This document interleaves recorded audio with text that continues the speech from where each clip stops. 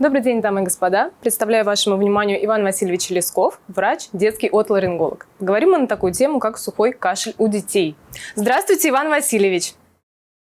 Здравствуйте. Здравствуйте, Мария. Рада вас видеть. Предлагаю начать наше интервью. И мой первый вопрос. Что представляет собой такое патологическое состояние, как сухой кашель? Насколько часто встречается данная проблема у детей? Я не могу сказать о частоте проблемы, но я могу сказать, что вот дети с сухим кашлем, длительным сухим кашлем на приеме у любого врача, у терапевта, у педиатра составляют до 20%. То есть каждый пятый ребенок приходит на прием с длительным сухим кашлем. Можно ли сказать, как формируется такой кашель, а по какой причине он является таким мучительным? Я попробую объяснить, что такое кашель вообще. Это резкий выдох с целью выбросить из дыхательных путей что-то, что раздражает слизистую дыхательных путей. Обычно это мокрота. Приступ кашля выглядит так. Человек начал кашлять, 2-3 кашлевых движения, прошу прощения за неаппетитную подробность, вылетает комок мокроты, и на этом кашель прекращается. А теперь представим себе, что раздражение есть, а мокроты нету. Не образовалось. И вот это вот начинается сухой кашель. Причем, поскольку мокроты нет и выкашливать нечего, такой приступ может продолжаться очень долго. А поскольку этот сухой кашель изматывает не только самого человека или тех, кто это слушает, но и дыхательный центр пациента, то такой кашель может быть опасен. Мы все знаем эпизоды апноэ, допустим, на фоне кашля, вызванного коклюшем. И такие эпизоды апноэ у детей, особенно младшего возраста, иногда могут кончиться очень печально. Поэтому кашель, да, действительно может быть опасен. Кроме этого, кашель является, он не бывает же сам по себе. Если человек кашляет, значит, что-то такое в дыхательных путях есть, что их раздражает.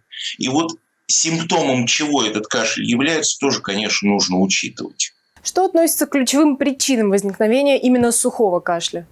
Механизм сухого кашля – это спазм бронхов.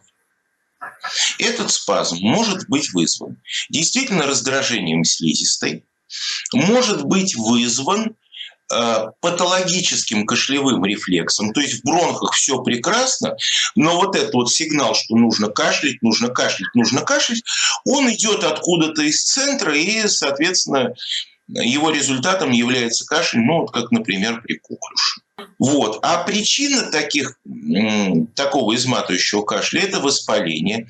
Это, мы, к сожалению, сейчас эту штуку знаем все лучше всех других заболеваний, интерстициальная пневмония. Это, как я уже сказал, коклюш, или это какой-то очаг раздражения в верхних дыхательных путях, от которого организм также пытается избавиться. Большое спасибо. А какова сопутствующая симптоматика по мере усиления кашля и по мере развития заболевания, его вызвавшего? Сопутствующая симптоматика, она, в общем-то, чаще всего ограничивается именно сухим кашлем, если говорить о кашле.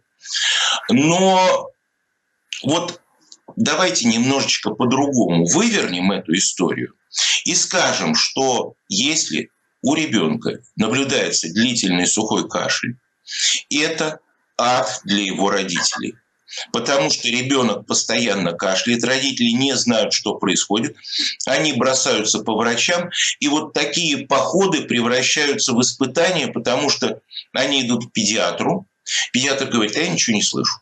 Они идут к аллергологу, но аллерголог может сказать, что с аллергией тоже все в порядке. Правда, проведя гигантские анализы на аллергопробы и так далее. Они идут к неврологу, невролог говорит: я не понимаю, что с вами происходит. И дальше уже начинаются какие-то экзотические вовсе круги по нашим временам. То есть это может быть поход к кардиологу, к хирургу, к фтизиатру. Поэтому родители, они должны быть вооружены каким-то простейшим алгоритмом, который позволяет хотя бы отбирать доктора, который им точно уже поможет. Вот примерно так, наверное, надо идти. Ну, на мой взгляд, я так готов отвечать.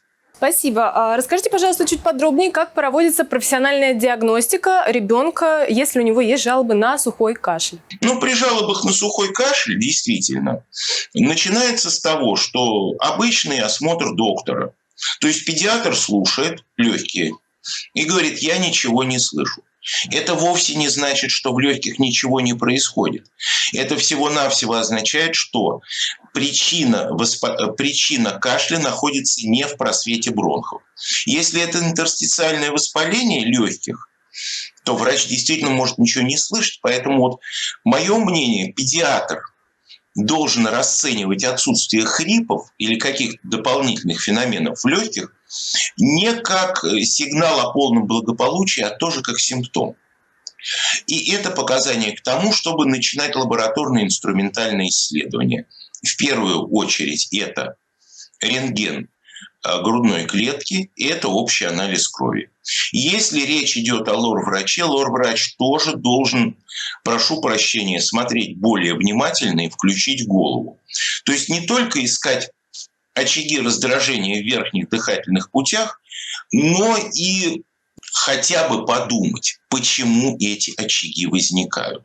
То ли это стекание слизи по задней стенке глотки, то ли это привычное раздражение от стекания слизи, то ли раздражение происходит, например, от рефлюкс-эзофагита. Или если он не видит вообще никаких очагов раздражения, это тоже симптом, и это сигнал к тому, чтобы ребенка смотрели другие специалисты. И вот здесь вот опять-таки важно клиническое мышление врача, чтобы он смог рекомендовать, какие именно. Большое спасибо. Какие методы медикаментозного и физиотерапевтического лечения, как правило, используются? Давайте так. Значит, если это сухой кашель, предположим, мокроты нет. Это все означает, что причина кашля или патологический кашлевой рефлекс, или спазм бронхов. Опять, врач должен понять, что это. Патологический кашлевой рефлекс снимаются препаратами, самый известный из которых синекот. А спазм бронхов снимается препаратами на основе адреналина. Опять-таки, самый известный на сегодняшний день препарат – это бердуал для ингаляции или аскарил для приема внутрь. Соответственно, снятие раздражения – это уже местные какие-то процедуры. Здесь можно использовать спрей, Коминтон, Тангум Верде. Не надо только использовать антисептики, потому что они здесь точно не помогут. Если речь идет о физиотерапии, то опять она приемлема на верхних дыхательных путях. На других звеньях дыхательного тракта лучше ее не использовать. Не могу не спросить такой вопрос, поскольку, я думаю, все-таки многие родители обращаются к методам народной медицины. Как вы относитесь к советам народной медицины в случаях лечения сухого кашля? Бывают ли эффективны или все-таки это трата времени и возможностей на традиционные методы лечения? Вы знаете, на самом деле народная медицина в данной ситуации работает великолепно. Народная медицина – это же ингаляции с горячим паром и какие-то согревающие процедуры вот в данной ситуации при кашле. Есть одно маленькое «но». Мы все слышали о народном лечении, и никто из нас в жизни не слышал о народной диагностике. Правильно? Да.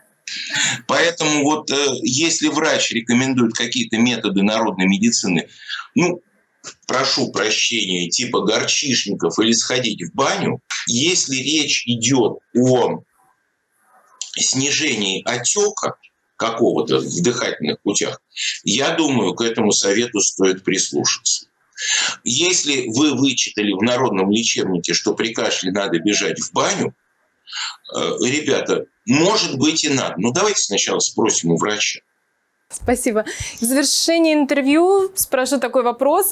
Каковы в целом ваши рекомендации родителям с детками, у кого часто встречается эта проблема, а также существуют ли методы эффективной профилактики возникновения сухого кашля? Профилактика сухого кашля – это профилактика простуд. О профилактике простуд мы с вами много говорили, и я думаю, еще будем говорить. Тем более, что сейчас вот к вирусным инфекциям, в общем-то, люди наконец пришли к выводу, что надо относиться серьезно. Это первое. Второе. Если говорить о лечении сухого кашля, то, товарищи родители, если ребенок долго кашляет, то, к большому сожалению, главным доктором для этого ребенка, врачом-диспетчером, должны стать вы. И вот если вы начинаете идти по врачам, хотя бы определитесь. Если вы пришли к педиатру с кашляющим ребенком, и педиатр говорит: я ничего не слышу, это тоже можно рассматривать как симптом. Настаивайте на назначении анализа крови, на проведении рентгена грудной клетки, на визите к отоларингологу. Если вы не прошли, если отоларинголог и педиатр ничего не сказали, следующий этап – это гастроэнтеролог, исключение рефлюкса эзофагита, и невролог, исключение патологического кашлевого рефлекса. Только после этого можно идти дальше. Пожалуй, у меня все. Большое спасибо за интервью, Иван Васильевич. Желаем вам от всей души успехов и до новых встреч. Спасибо. До новых встреч. До свидания.